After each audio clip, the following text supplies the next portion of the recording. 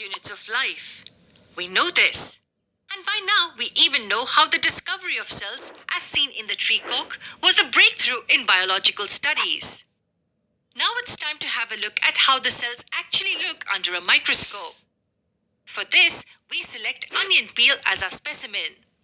But before we begin with the procedure, let's first collect the necessary requirements.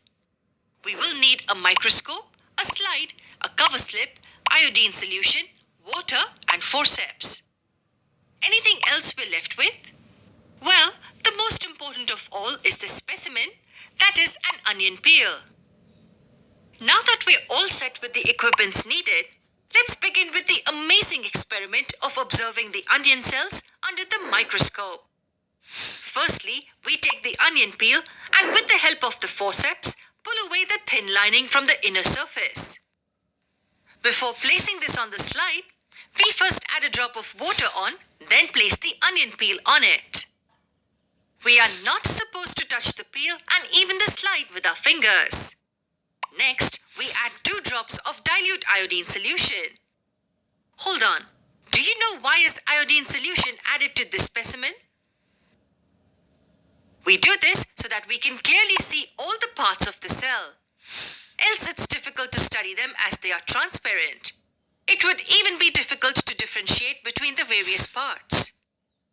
Now we place a cover slip in this manner and make sure that no air bubbles are formed on the slide.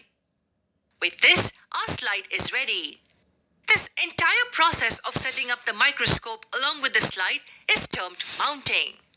It's also important to see that there is enough light falling on the mirror of the microscope. Shall we observe it now? Here we go. Wow, doesn't it look amazing? Now before studying these, tell me one thing. Do plants and animal cells look the same? Do they have the same organelles? Or are the two types different in some ways? Well, plant and animal cells are slightly different. When cells from a human cheek are scraped with a sterile cotton bud and mounted, similar but not exactly same cells are seen under the microscope. Roughly, we have these thick, distinct borders that differentiate each cell from the other one. Then we have these thin, tiny dark spots scattered all over. Also, we can spot this prominent circular structure here, which is very darkly stained. Any ideas what these things are? Well, these are the cell constituents.